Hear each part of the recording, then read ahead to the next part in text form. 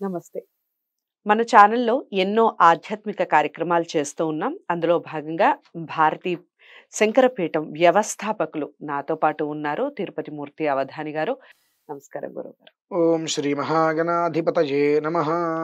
గురువుగారు మూలా నక్షత్రానికి సంబంధించి ఎవరైనా మూలా నక్షత్రంలో ముఖ్యంగా ఆడపిల్లలు మూలా హ్మ్. నక్షత్రంలో గనక ఉంటే వివాహాలకి కాస్త దూరంగా ఉండటం కానివ్వండి, పెళ్ళిళ్ళు కాకపోవటం కానివ్వండి, లేదా పెళ్ళిళ్ళు అయిన తర్వాత కూడా వివిధ రకాలైన సమస్యలతో బాధపడటం కానివ్వండి చూస్తూ ఉంటాం. చాలామంది మాట్లాడుతూ ఉంటారు. అవును. నిజంగా మూలా నక్షత్రంలో పుట్టిన ఆడపిల్లలు నష్టజాతకులు అంటారా? మీరేం చెప్తారు? ఇందులో మూలా నక్షత్రంలో పుట్టినటువంటి స్త్రీ నష్టజాతకులు అని ఎవరైతే అంటున్నారో నిజంగా వాళ్ళు నష్టజాతకులు. హ్మ్. ఎందువల్లనంటే మనకు నవరాత్రులు వస్తే మూలా నక్షత్రం అనంగానే అసలు వెనక ముందు ఆలోచించుకుంటే అక్షరాభ్యాసాలు చేసేస్తూ ఉంటారు. హ్మ్. అంటే దానికి పనికొచ్చిందా మూలా నక్షత్రం? కేవలము కూడా స్త్రీ మీద మూలా నక్షత్రంలో అయితే మంచిది కాదు అని చెప్పి రుద్దబడిందండి. హ్మ్. వాస్తవంగా మనం చెప్పుకుంటే మూలా నక్షత్రంలో ఉన్నటువంటి స్త్రీని వివాహం చేసుకుంటే వాడు వెధవైనా సరే పురుషుడు, అంట్ల వెధవైనా సరే, దేనికి పనికిరాని వాడైనా సరే వాడికి యోగం కలిసొస్తుంది. ఓకే. వాడు చేతులారా నాశనం చేసుకుంటే వాడు చేయగలిగేదేం లేదు. మరెందుకండి ఇలాంటి మాటలు మాట్లాడుతూ అంటే ఉంటారు? ఇప్పుడు ఎలా ఉంటుందంటే అండి, ఒకళ్ళు ఒక ఊరెళ్తూ ఉంటారు. హ్మ్. కర్మకాలి ఏదో యాక్సిడెంట్ అవుతుంది. హ్మ్. ఎక్కడికి వెళ్తున్నారంటే ఆ ఊరు వెళ్తున్నా యాక్సిడెంట్ అయింది అంటారు. హ్మ్. అంటే ఆ ఊరు వెళ్తుంటే యాక్సిడెంట్ అయింది. కాబట్టి ఆ ఊరు మనం వెళ్ళకూడదు. హ్మ్. ఆ ఊరు ఎవరెళ్ళినా యాక్సిడెంట్ అవుతుంది అనేటువంటిది పుట్టిస్తూ ఉంటారు. ఆ ఊరు మీదుగా ఊరు దాటి వెళ్తూ ఉంటారు ఇంకా. ఆ హ్మ్. యాక్సిడెంట్ అయిన ప్రదేశం దాటి ఎక్కడికో వెళ్తుంటారు. కానీ ఆ ఊరు అనంగానే యాక్సిడెంట్ అవుతుందనేటువంటిది ఇక్కడ మెదడులో ఆ కుటుంబీకులకి ఆటోమేటిక్‌గా హ్మ్. సెట్ అయిపోతుంది. హ్మ్. ఇటువంటి పరిస్థితి అనేటువంటిది ఎక్కడో ఏదో జరుగుంటుంది.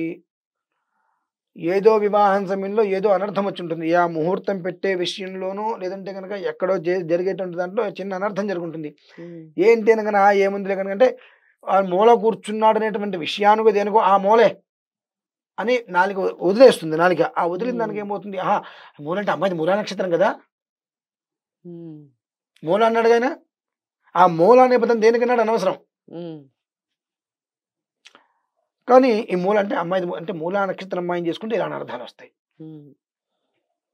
అనేటువంటిది స్త్రీ మీద రుద్దబడి ఉన్నది తప్పితే, స్త్రీకి మూలా నక్షత్రానికి ఏదో దోషం ఉందనేటువంటి వాడు పచ్చి అబద్ధమండి.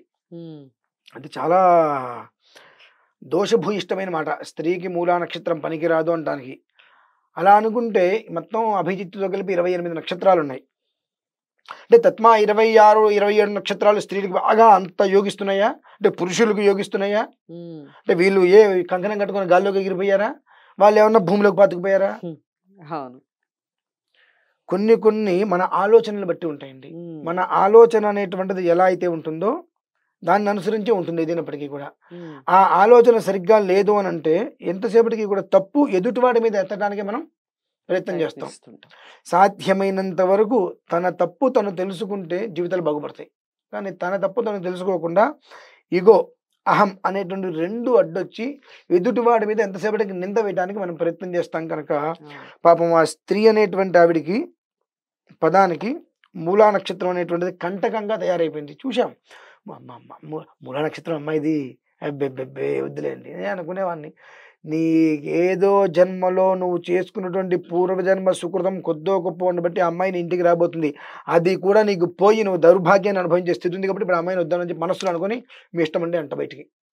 ఒక్క కుజుడేంటి బుద్ధుందా బుద్ధి లేదని అంటే నా గురించి అవగాహన ఉన్నవాళ్ళైతే గురుగారు చెప్పారుగా మాట్లాడతాం చేసుకుంటారు. అవగాహన లేదని మాట్లాడితే ఇక కొంతమంది అరిచేస్తారు. లేదంటే మనకెందుకని హుహు. పక్కకి చెప్పుకుంటా. ఎప్పుడు కూడా మూలా నక్షత్రంలో ఉండేటువంటి స్త్రీ వలన శుభమే మినహాయిస్తే అశుభం అనేటువంటిది గాని, చెడ్డదనేటువంటిది గాని కూడా రుద్దబడి ఉన్నదే మినహాయిస్తే శాస్త్రానుసారము, ప్రమాణానుసారము ఎక్కడా కూడా మూలా నక్షత్రంలో పుట్టినటువంటి స్త్రీని వివాహం చేసుకుంటే ఇంత నష్టపోతారు. ఇన్ని అనర్థాలొస్తాయి. కుటుంబం నాశనం అయిపోతుంది. విచ్ఛిన్నమైపోతుంది అనేటువంటిది ఎక్కడా కూడా చెప్పబడలేదు. ఓకే. అది కేవలము కూడా అపోహ మాత్రమే. అపోహన కాదండి.